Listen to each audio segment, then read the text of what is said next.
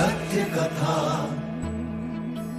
पुरुषार्थ कथा, सुनो सुनो सिद्धार्थ कथा।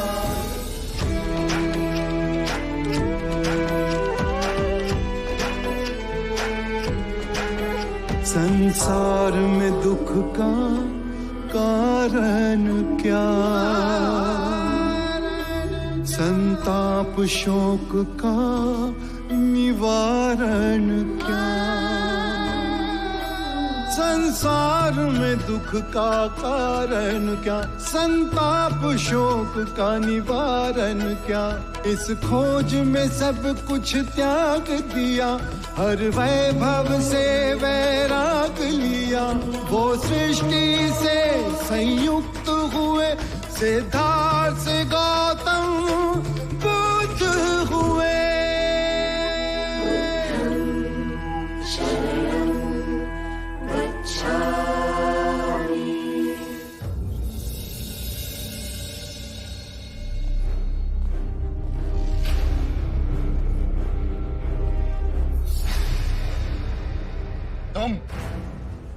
तुम यहाँ क्या कर रहे हो? क्यों? मैं आपके कक्ष में नहीं आ सकता? जब बुलाया जाता है तब आते नहीं। मैं जिनका इतना आदर करता हूं उनका अनादर करते हो। बुद्ध के चरण छू लेते तो जीवन धन्य हो जाता तुम्हारा, किंतु तुम्हारा अहंकार। मैं ऐसे व्यर्थ लोगों के सामने नहीं झुकता। अजात शत्रु, इतना घमंड ना करो। सर झुकाओगे नहीं तो एक दिन सर कटवाओगे। वाह, क्या आशीर्वाद दे रहा है पिता अपने पुत्र को। और जिस व्यक्ति के कारण आपका मुझसे मतभेद है, उस व्यक्ति के लिए आपके मन में बड़ा प्रेम उमड़ रहा है। मैत्री के नाम पर आपने युवराज सिद्धार्थ को एक पूरी सेना की टुकड़ी कपिलवस्तु की सुरक्षा के लिए दे दी, और अब जब वो चोला पहन सन्यासी बन गया तो वेलुवन उपहार में दे दिया। क्या मुझे किसी भी विषय में तुम्हारी आज्ञा लेने की आवश्यकता है? नहीं, लेकिन अगर आप अपना भला नहीं सोचेंगे तो मुझे सोचने पे विवश होना पड़ेगा। जो ब्राह्मण वर्षों से हमारे निष्ठावान हैं, राजनीति से ले आपातकाल तक उन्होंने हमारा मगध का साथ दिया, उन्हें आपने कभी कुछ नहीं दिया, और बुद्ध पे आप दोनों हाथों से लुटाए।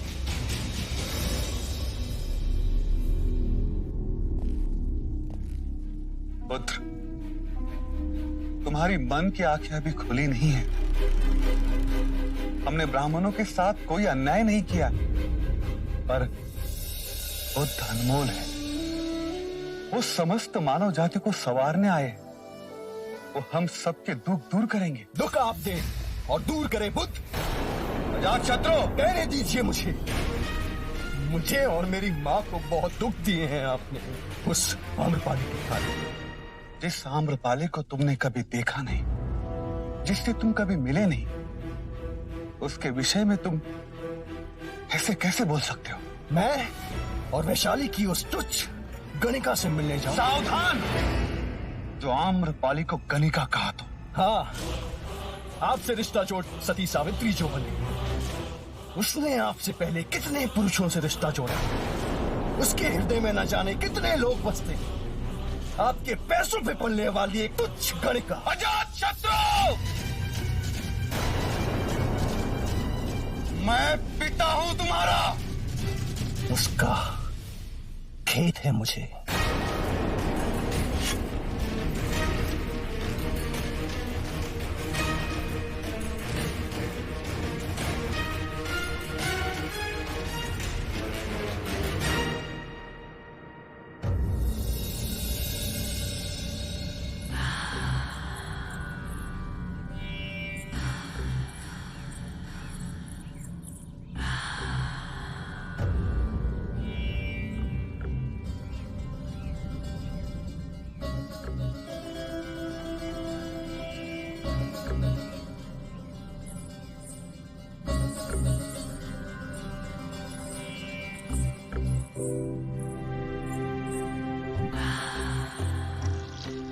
जब से आप आए हैं कहीं खोए हुए हैं?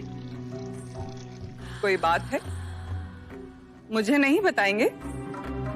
तुम्हें बताऊंगा तो तुम्हें भी दुख ही होगा।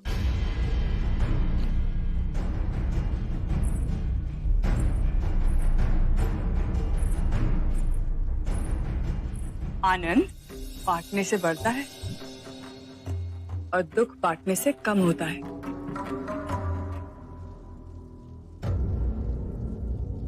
कहने को मगध नरेश बिंबिसार हो, किंतु इतना विवश कोई साधारण मनुष्य भी ना होगा।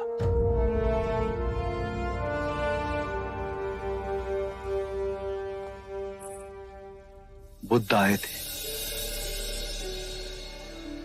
किंतु उनके दर्शन हेतु मैं तुम्हें और हमारे पुत्र जीवक को आमंत्रित ना कर सका। यदि तुम आती तो महारानी वैदेही रुष्ट हो जाती। अजात शत्रु सबके सामने तुम्हें अपमानित करता। वो हर समय तुम्हारा नाम लेकर मुझे ताने देता है।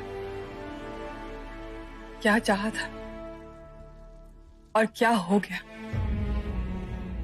मेरा ही दोष है। मैं ही कारण बनी आपके बेटे और आपके बीच के टकराव का। कुछ कर पाती जिससे आप दोनों के बीच का मनमुटाव दूर हो सकता। नहीं आमला, कोई कुछ नहीं कर सकता। अजात शत्रु और मेरे बीच अब विचारों का टकराव शुरू हो गया है। वो केवल एक पिता के प्रेम का अपमानित नहीं कर रहा है, वो एक सम्राट को चुनौती दे रहा है। मगध के निर्णय वो अपने मन के अनुसार लेना चाहता है। महत्वाकांक्षा उसे दिनों दिन अंधा बना रही है। उसने बुद्ध का भी अनादर कर दिया।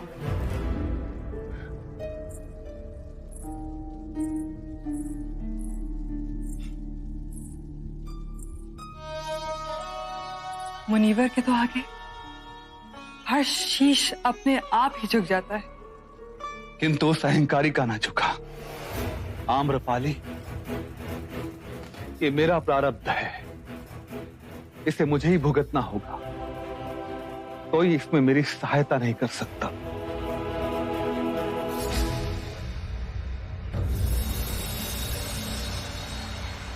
ओम भगवती भिक्षाम देहि। ओम भगवती भिक्षाम देहि।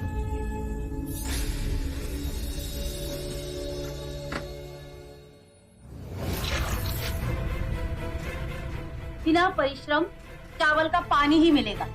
चावल चाहिए तो जाकर खेत जोतो। कल्याण,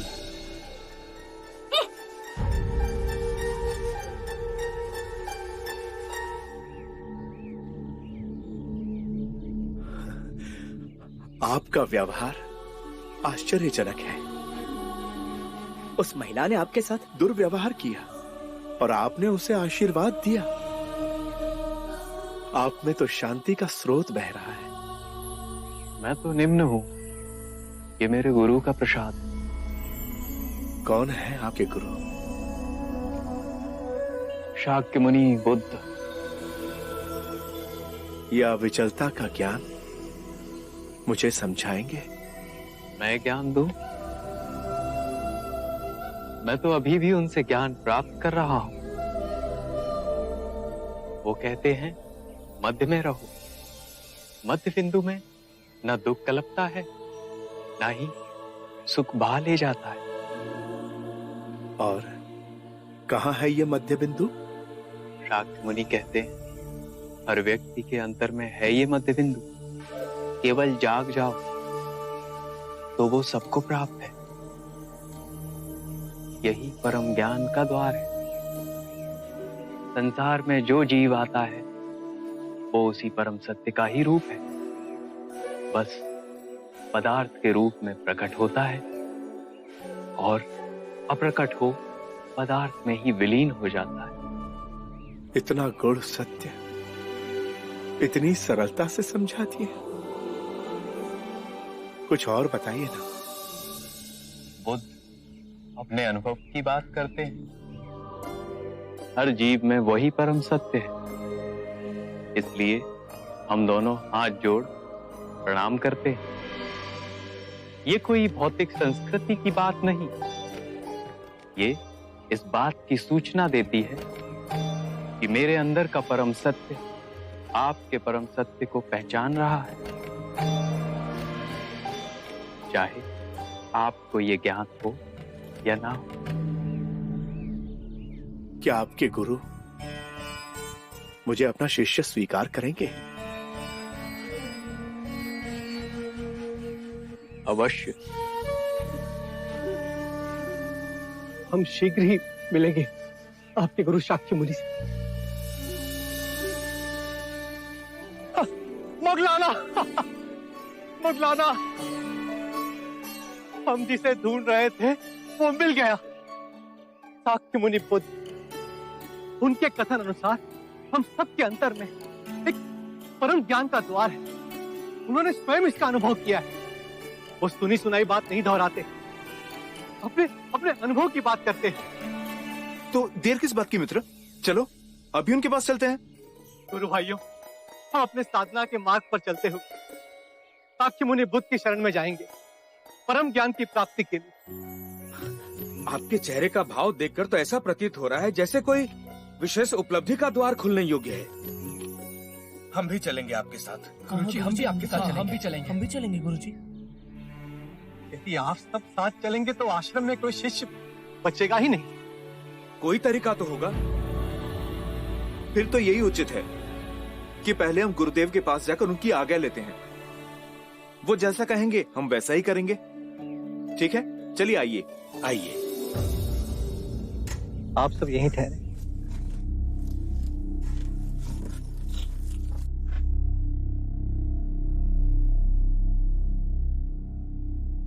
प्रणाम गुरुदेव।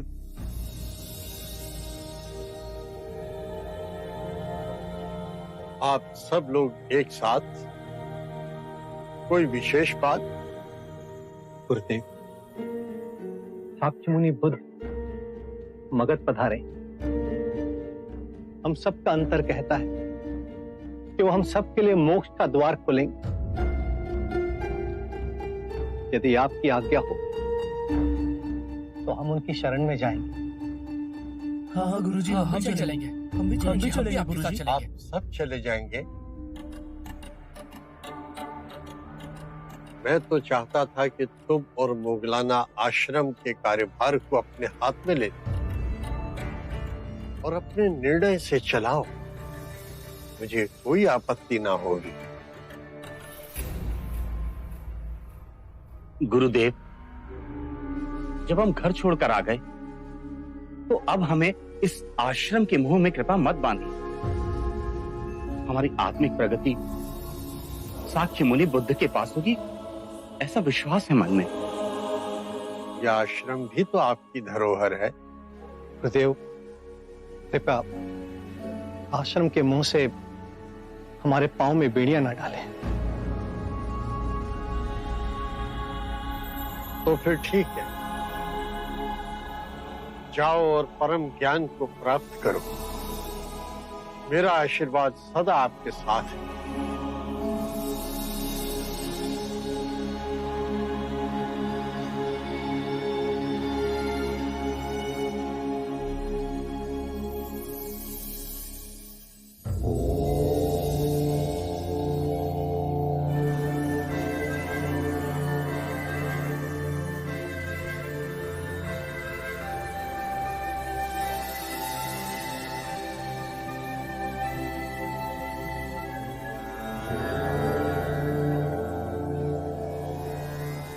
ये सारिपुत्र, ये मोगलाना गुरुदेव संजय के शिष्य हैं। आपके भिक्षु बनना चाहते हैं। अपने सभी साथियों को ले आए। आप सब आ गए। आपके गुरु संजय को आघात लगा होगा। उन्होंने हमें स्वयं अनुमति दी।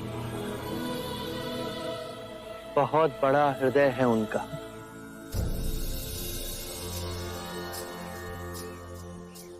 हमें वो अलौकिक दृष्टि नहीं है।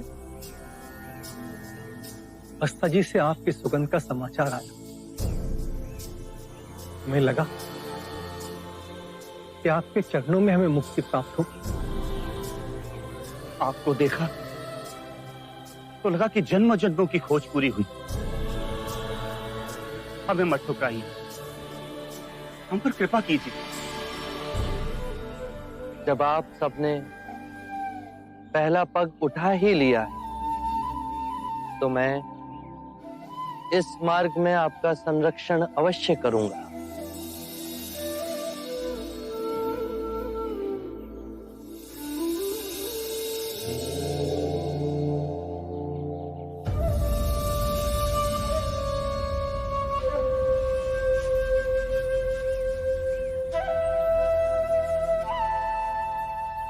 आपको ध्यान से क्या मिला गुरुवर?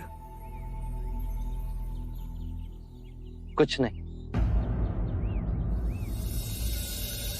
क्रोध खोया, उदासी खोई, चिंता खोई, असुरक्षा की भावना खोई, वृद्धावस्था का भय खोया और मृत्यु के दर पर विजय प्राप्त हुई। मेरे भिक्षुओं, मैं अच्छे आचरण को ही सबसे उच्च मानता हूं।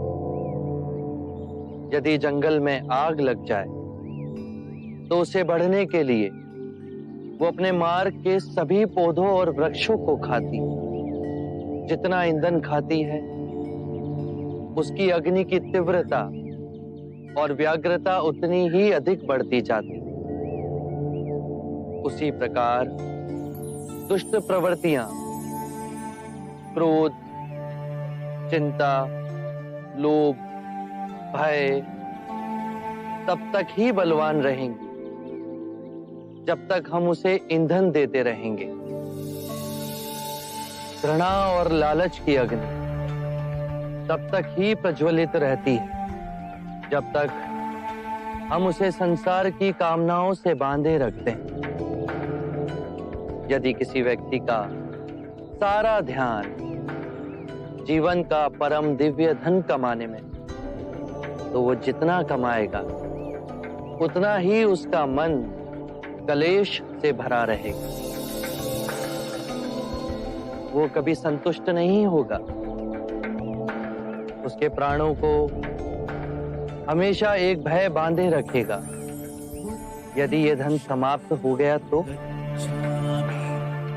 यदि किसी व्यक्ति ने इन बीड़ियों को ही काट दिया तो ना उसे आने वाले कल की चिंता रहेगी, ना बीते हुए कल का बोझ।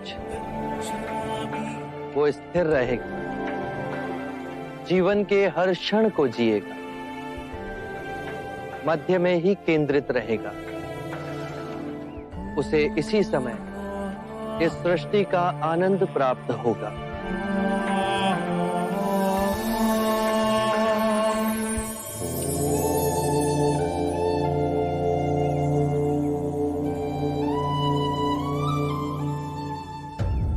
राजा द्रोणोदन, क्या आपको कोई सूचना है? मगध युवराज अजात शत्रु किस कारणवश कपिलवस्तु आए हैं? स्पष्ट तो उन्होंने कुछ कहा नहीं, परंतु मुझे अजात शत्रु का व्यवहार मिलनसार नहीं लगा। कपिलवस्तु के लिए कोई अशुभ सूचना ना हो। अब तो सिद्धार्थ भी हमारे साथ नहीं, अन्यथा वो कभी उसकी बात को नहीं टालते। बड़ा मान देते हैं सिद्धार्थ को मगध नरेश बिंबिसार। शाक्य कुल शिरोमणि, शाक्यगढ़ अधिपति कपिलवस्तु का महाराज शुद्धोदन पधार रहे हैं।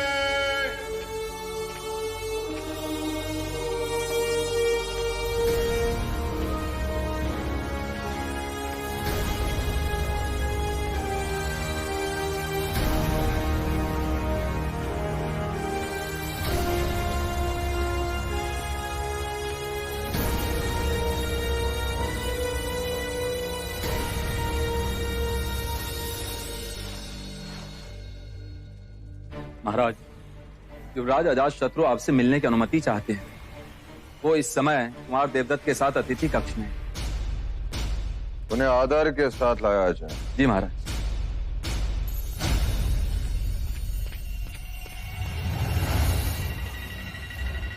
युवराज अजात शत्रु, बचपन में मैं चीते का आखेट किया करता था, पर अब केवल आखेट से जी नहीं पड़ता। अब तो जब तक चीते को अपने हाथ से दबोच के प्राण न ले लो, चैन नहीं मिलता। तुम में और मुझ में बहुत समानता है कुमार देवदत्त। इसी दिन हम दोनों आखेट पर अवश्य जाएं।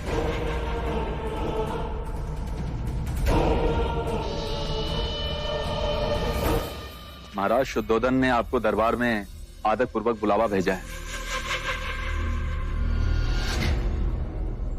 चलो मित्र, महाराज से भी मिलने।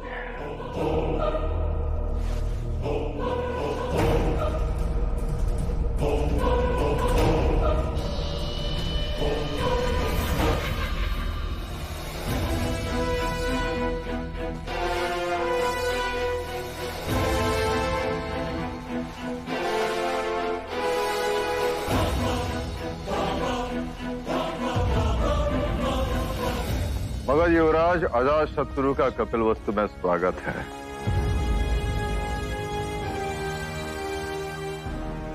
यदि आप हमें कपिलवस्तु पधारने का संदेश भेजते तो आपके सम्मान में हम उचित प्रबंध कर पाते। कुछ स्थिति ऐसी पैदा हुई कि हमें अचानक आना पड़ा। महाराज, मगध में जब से युवराज सिद्धार्थ बुद्ध बनकर आए हैं, स्थिति उथल पुथल हो गई। सामाजिक विषमताओं का निर्माण हो रहा है। दूसरे प्रदेश के लोग सन्यासी बनकर मगध की ओर आ रहे हैं। समाज के कई वर्गों में इस बात को लेकर असंतोष जन्मा है। और दूसरी बात जो हमारी चिंता को और बढ़ा रही है, दक्षिण मगध के कुछ गांवों में लुटेरों का आक्रमण हो रहा है। उन्हें रोकने के लिए हमें अधिक सेना की आवश्यकता है। मगध की सेना जो आपकी सुरक्षा के लिए कपिलवस्तु में है, यहां और नहीं रह सकती। मैं अपनी सेना लेने आया।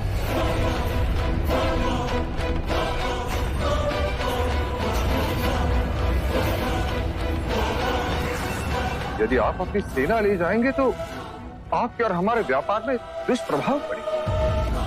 व्यापारियों की सुरक्षा का प्रश्न खड़ा हो जाएगा और कौशल अवसर देखकर उपद्रव मचा देगा। महाराज, मैं विवश हूं, और वैसे भी इतने वर्षों में कपिलवस्तु ने अपना खोया हुआ बल पा ही लिया होगा। अब मगध की सेना की यहां मुझे कोई विशेष आवश्यकता नजर नहीं है। मुझे आज्ञा दे महाराज।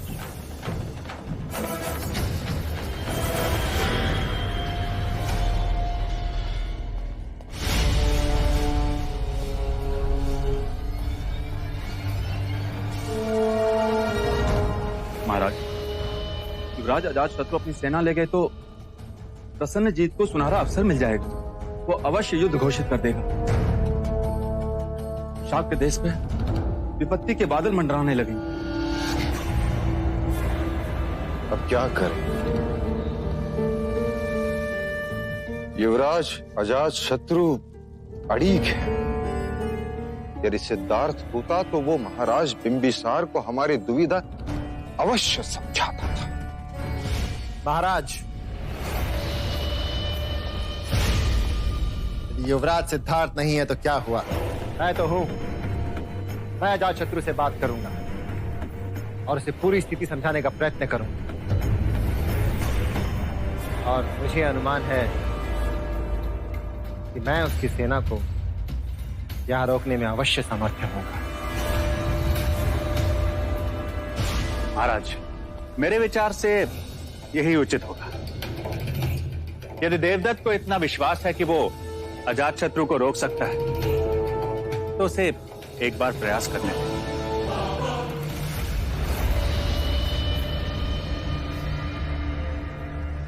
ठीक है देवदत्त, तुम प्रयास करके देख लो।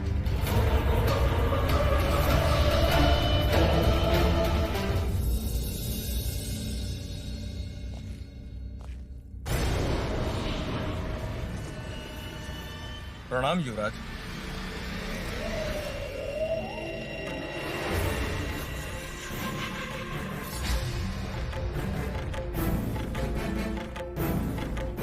ये क्या है युवराज?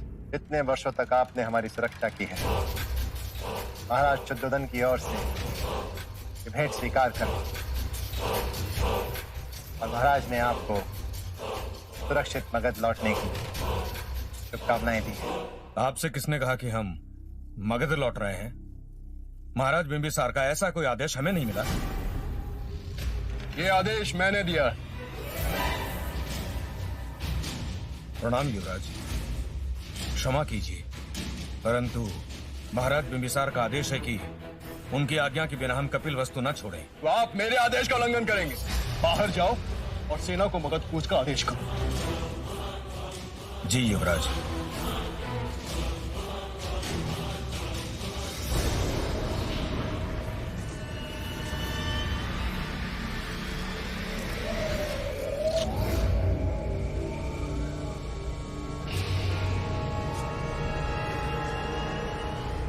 हम में और भी समानताएं हैं मित्र।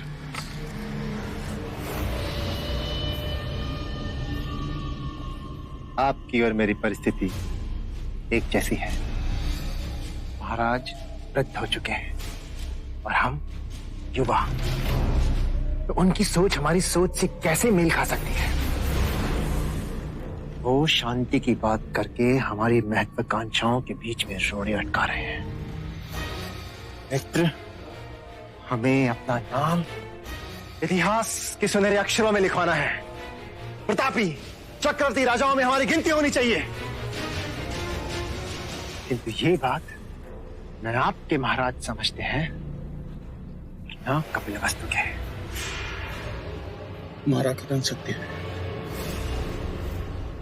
किंतु एक रास्ता है मित्र,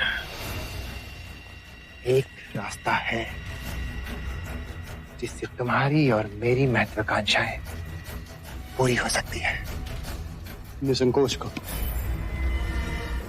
मगध की सेना महाराज बिंबिसार के प्रति निष्ठावान है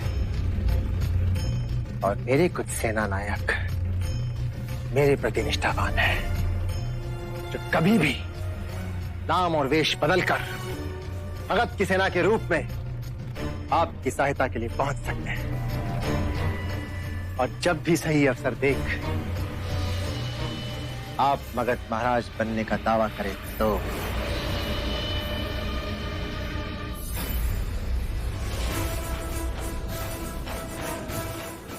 और इसके बदले में आप मुझे शाक्यों का महाराज घोषित कर दें।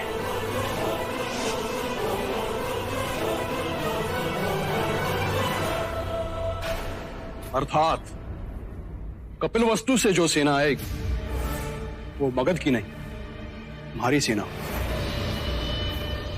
महाराज बिंबिसार की निष्ठावान सेना यहीं कपिलवस्तु में रहेगी, अटका के रखी जाएगी महाराज बिंबिसार से दूर। मित्र, महाराज की आज्ञा का पालन करके अपना स्वार्थ साधो, अपनी सेना को यहीं रहने दो। एक बड़े लाभ के लिए मुझे छोटी पराजय स्वीकार है। मगध की सेना यही कपिलवस्तु में तैनात रहेगी। जब लोहा गर्म होगा मैं चोट मार, मेरे महाराज बनते ही तुम शाक्य के महाराज घोषित कर दिए जाओगे।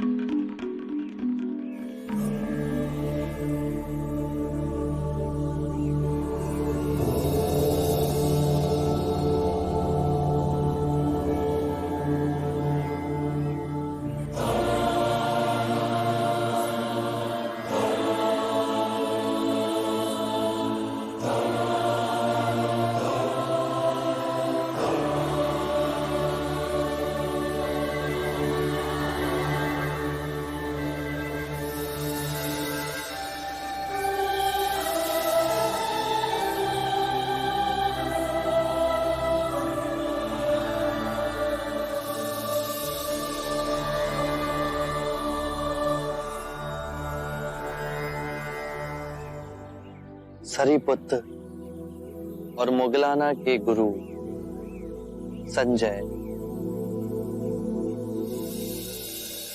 आपने कैसे जाना?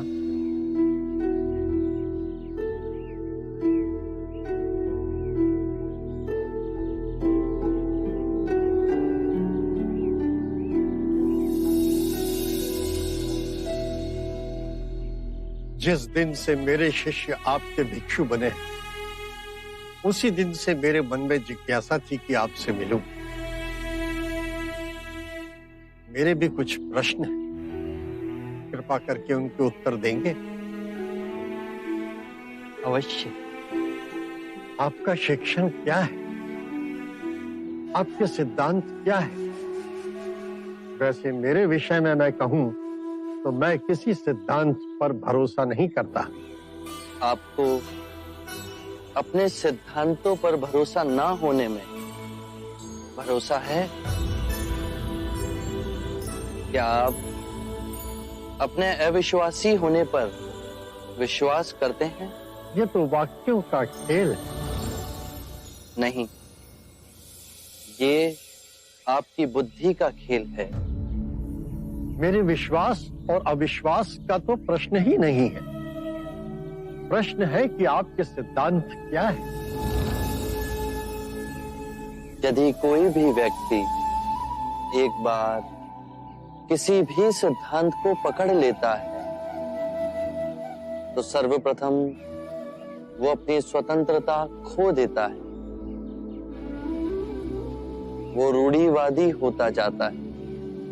उसे लगता है कि जो उसका सिद्धांत है वही सही है। उसका विश्वास ही विश्वास है, बाकी सब असत्य है। और जहां विचारों की स्वतंत्रता की बलि हुई, एक ही विचार घेरा डाल लेता है। मनुष्य और संकीर्ण होता जाता है और यहीं से संघर्ष और द्वंद्व की शुरुआत होती है।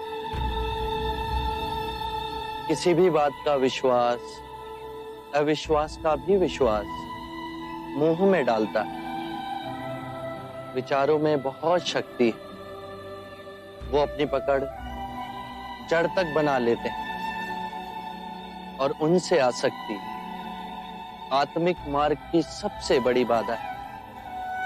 यदि उसमें उलझे तो परम ज्ञान का द्वार कभी नहीं खुलेगा। यदि आपकी शिक्षा का कोई पालन करता है तो क्या वो भी बंधनों में बंध जाता है? मैं अपने अनुभव की बात कहता हूं। मेरा मार्ग ना सिद्धांत है, ना ही दर्शन शास्त्र, केवल शुद्ध अनुभव है, परम सत्य का अनुभव। परंतु बुद्ध, यदि कोई आपके मार्ग को ही अपना सिद्धांत समझ ले तो? मेरा मार्ग अभ्यास का है। उसे ना तो किसी स्थूल पदार्थ की तरह पकड़ा जा सकता है, ना ही उसे पूजनीय बनाया जा सकता है। मेरा ज्ञान ऐसा समझें कि एक नाव है जिससे नदी पार की जा सकती है, परंतु नदी पार करने के उपरांत हम उसे अपने सर पे तो नहीं ढूले जाते ना। मन करता है कि आपके चरणों में गिर पड़ूं, किंतु अभी भी कोई ऐसी भावना है जिसकी पकड़ मुझ पर अब तक है। 3 तरह की भावनाएं होती हैं, सुखद, दुखद और तटस्थ। इन तीनों भावनाओं की जड़ें हमारे शरीर और मन में ही स्थित हैं। भावनाएं तरंगों की तरह उठती हैं और फिर स्वयं ही विलीन हो जाती हैं। मैं कहता हूं कि पहले इन उठती भावनाओं की गहराई में देखो, समझो, जानो कि इनका उद्गम कहां से हो रहा है। चाहे दुखद भावना आए या सुखद भावना, केवल ये देखो कि वो उठ कहां से रही है। जब उसके मूल में पहुंचोगे तो पाओगे वहां केवल शून्य है। ऐसा शून्य जैसे नीला आकाश। वो शून्य तो है, परंतु सबको अपने अंदर समेटे हुए है, एक चादर की तरह। बस अभ्यास करो, धीरे धीरे अभ्यास करते करते ये पाओगे कि लहरें उठना बंद हो गई। परम शांति की जो झील हमारे अंतर में है, वो तो विचलित ही नहीं हो रही। फिर और गहरे में जाओगे तो पाओगे कि भूल कहां कर रहे थे। जो नश्वर है उसे अविनाशनीय समझ बैठे थे। अज्ञान ही सभी विषमताओं की जड़ है। मैं केवल ध्यान की बात कहता हूं। ध्यान से अज्ञान दूर होगा। अज्ञान ना पूजा से, ना व्रत से, ना चढ़ावों से, ना किसी तप से समाप्त होगा। बहुत देर निद्रा में रहे संजय। उठो, जागो, स्वयं को पहचानो।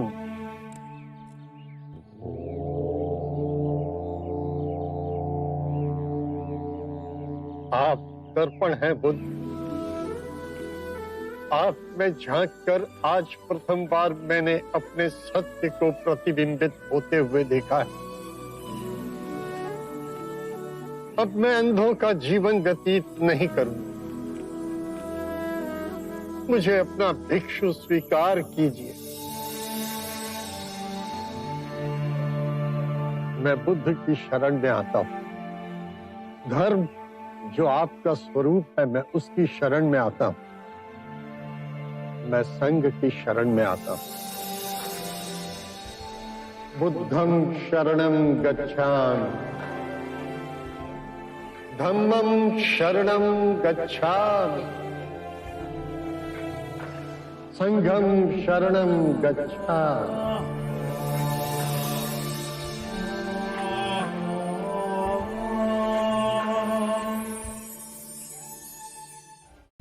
ऐसी क्या विपदा आन पड़ी कि राजगृह के व्यापारी आधी रात्रि हमसे मंत्रणा करने यहां पहुंचे? युवराज, बुद्ध के विरोध हमारी जो चिंता है, आपके सिवा और कौन समाधान करेगा? कहिए, हमसे जो बन पड़ेगा हम करेंगे। बड़ी विपदा है युवराज। घोर क्रांति आई हुई है नगर में। प्रत्येक युवक के अंदर होड़ मची हुई है उस बुद्ध का भिक्षुक बनने की। वो अपने वृद्ध माता पिता को छोड़कर, पत्नियों को त्याग कर, बच्चों से मुंह मोड़कर, सभी चीजों को त्याग कर संन्यास और वैराग्य के मार्ग पर जा रहे हैं। मगध इस तरह अपना युवाधन खो देगा महाराज। समस्या भीषण रूप धारण कर रही है। विवाह योग कन्याओं के विवाह नहीं हो रहे। और अपनी सेना को लीजिए, वहां भी युवा कहां भर्ती हो रहे हैं। तो आपकी समस्या सामाजिक है। हमें सामाजिक समस्या से क्या लेना देना? हम तो अर्थव्यवस्था की डामाडोल होने की आशंका से भयभीत थे महाराज। यदि सब वैरागी हो गए तो हमारी सारी दुकानें बंद हो जाएंगी युवराज। तो आप महाराज बिंबिसार के सामने अपनी समस्या को रखिए। रखी थी। उन्होंने कहा कि वो किसी की निजी इच्छा में हस्तक्षेप नहीं कर सकते। युवराज, अब आप ही हमारा संरक्षण करें। आपके पास धन है। धन से बड़े बड़े सत्य को झुटलाया जा सकता है।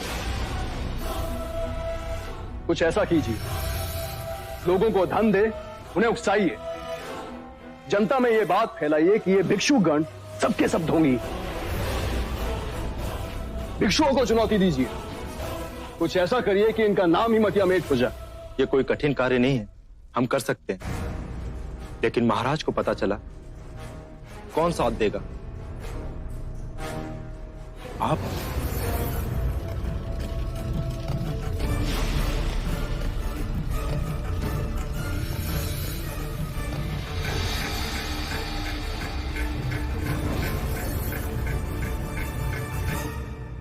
किंतु इसके प्रत्युत्तर में जब युवराज को आपके साथ की आवश्यकता हो तो आप उसके पक्ष में खड़े रहे। अवश्य अवश्य, हम आपके साथ।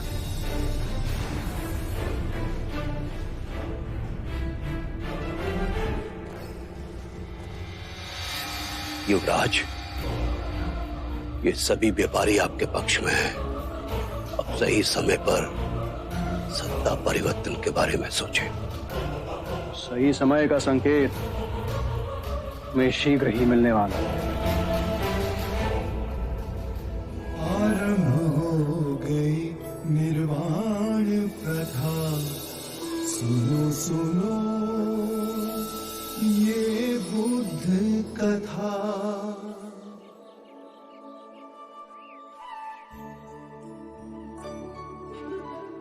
अज्ञान ही सारी विषमताओं की जड़ में है। अज्ञान न पूजा न व्रत न चढ़ावों से समाप्त होता है। अज्ञान केवल ध्यान से दूर होगा।